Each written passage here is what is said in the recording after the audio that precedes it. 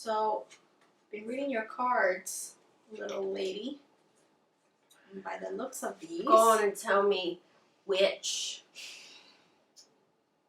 Your future looks bright. You're gonna have an awesome and witchy episode with your bestie. I'll take it.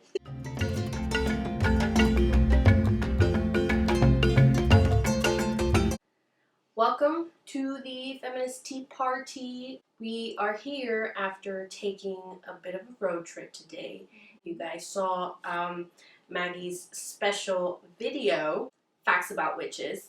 She was introducing us to some witchy facts. So we found it fitting to go to the orchard and then come home and be delirious and shoot another episode. I do have to say, I'm so thankful for these cups. Your cup is very indicative of today's episode, which is witches. I also have a cup that's indicative of a future episode, so make sure you guys stay tuned for that. But right now we're going to be focusing on witches. So as I mentioned before, I love witches and I love learning about them, the history that they have, and then they're also their impact with like feminism and things like that. You love witches. Clearly you know Yes. a lot about them. You actually have history with witches. Oh my gosh, are we going to talk about this? I mean, I think it's fascinating because you are super into witches, and I think we should get an inside look into why.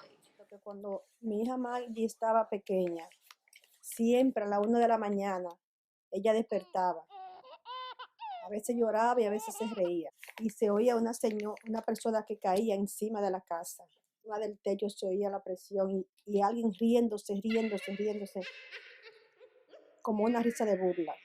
Siempre oía decir a mi vecino que había una señora que era bruja. Yo conocí a la señora, pero nunca sabía que era eso. Después yo llevé a mi hija a un sitio de oración y me oraron. Entonces sí, mi hija podía dormir tranquila. Y ella la tumbaron. Le echaron muchas semillas de mostaza. Ella amaneció recogiendo la mostaza. Y se dieron cuenta ellos de que la señora que era bruja era una misma vecina de por ahí.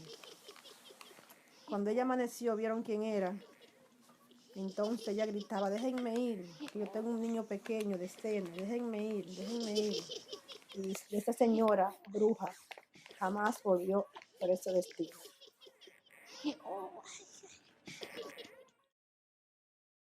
I can imagine the little baby Maggie just... Exactly. And I do have kind of a witchy laugh. I don't know if you want to address this too, but your profile also, I mean, we talk body positivity here. It's kind of interesting that now, You know?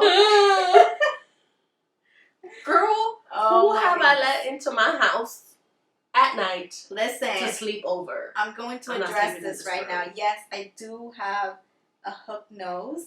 I feel like it's just, what? it's just, I'm just now connecting the dots. I mean, it's all you there. have a witchy laugh. I have a hook You nose. have a somewhat hook nose. Yeah. And you love witch folklore. Yes. Witches were persecuted mainly for being outsiders in society. There were people that practiced paganism. There were people that were not part of the church. Anybody who wasn't part of the church was considered to be a witch. And women in particular, did you know that they actually thought that we were much more vulnerable to demonic possession just because we were women? I believe it. I feel like this idea that women are the weaker sex is not anything that's new, for sure. Mhm. It's been going on for a while. This goes back to even all the way to Eve. With the snake, that she was the most vulnerable one. Always get blamed for everything. And there was an apple there too. So, full circle. You know what I think is interesting is juxtaposition between women being the most vulnerable sex, but then witches are also super powerful. You know, I wrote an essay about this on our blog. Yes, we have a blog. I will put the link down below. And I kind of joked around about the fact that even though women don't have power in society, on TV and popular culture and witches in general in history, they've always been very powerful. It also had to do with like sexuality. Like men were super afraid of women's sexuality. They thought that witches were these women that would go into the forest and have like orgies. Like anybody, you know, that they were also like gay. They were, into women. Anybody who like practiced anything outside of the norm was already a witch. We have the whole coven issue, whereas you mentioned women coming together, witches coming together, which is known as a coven.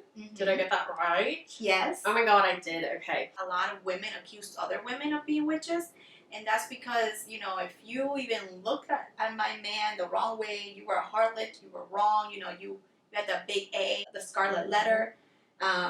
Any type of if you committed adultery, it was always the woman's fault. She bewitched him. That's what happened. Yeah. So it was like she bewitched him. Blame her instead of this trifling ass motherfucker. It's kind of like today, where it's like two girls fighting over a guy. Let him go. Yeah. So then, if you were a woman that had power or had some sort of alliance to the clergy, you were in the position of kind of if somebody you didn't like someone, or she was wearing a little too tight skirt around your husband, you could be like, that harlot, that witch, she must be seducing my husband with some herbs or potions or whatever. Talked about the pointy hats, and there were some other videos, stuff Mom never told you. It was the issue of the pointy hats with class, but then there was the issue of the pointy hats because the devil had horns, and so they're intercrossing those So things. there's this guy who was, because back then there were also witch hunters. Yes, there was actually a profession, and people were witch hunters. There was this guy who wrote a book. The title of the book was called Hammer Against the Witches, and it was written in 1486, and it was something that it was after the Bible. It was the most well-known and most read book at that particular time, because it was something that was even distributed by the church so that everybody can know who a witch, what are the elements of being a witch, and then how to catch the witch. It was kind of like a guide on how to figure out if your neighbor was a witch or not. And so a lot of the elements that we hear about today, that especially like about the pointy hat and how it's associated with the devil, those things came from that particular guide or that particular book. All right, so you're a huge fan of Charmed, and I know that's one of the reasons that you wanted to make a witch video for Halloween to begin with. So, yes. Go on ahead. Charmed. So much here. I'm just really gonna settle in. I don't want to, just talk about Charm. You guys can definitely read the article that I wrote about it, but it's definitely one of my all-time favorite shows, and it's just because it shows it's kind of like modern witch, where compared to like somebody like Bewitched, which I also write about how at the beginning she was a witch and she had this amazing power. She was this very powerful woman who was completely dominated by this stupid guy. Bullshit. Right, this mortal that came along and said, you know what, you can be my wife, but you're gonna have to do wifely duties like taking care of the kids. As an actual person, like you can't even use your powers. Yeah. I did not know that part. Yeah, and she would actually bend to his will.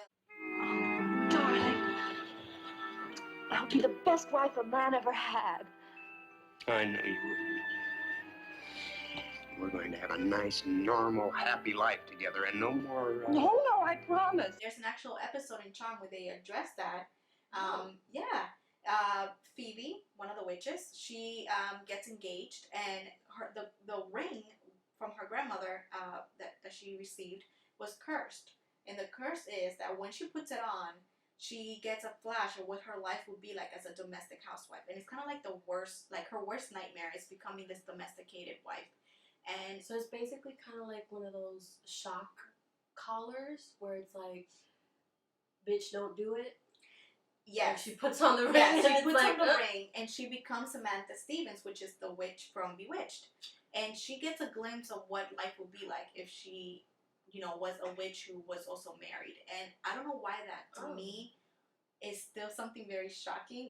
Being a witch, you're reminded that you have this power, and that you're not just like this vulnerable woman that people tell you that you are or that you should be. And then it has like the man kind of oppressing that power or dominating that power. To men, maybe not now, to a certain degree, but back then, very much like their worst nightmare, it was a self-sufficient, independent woman. The witch from Buffy the Vampire Slayer. Her name was Willow, and she was gay.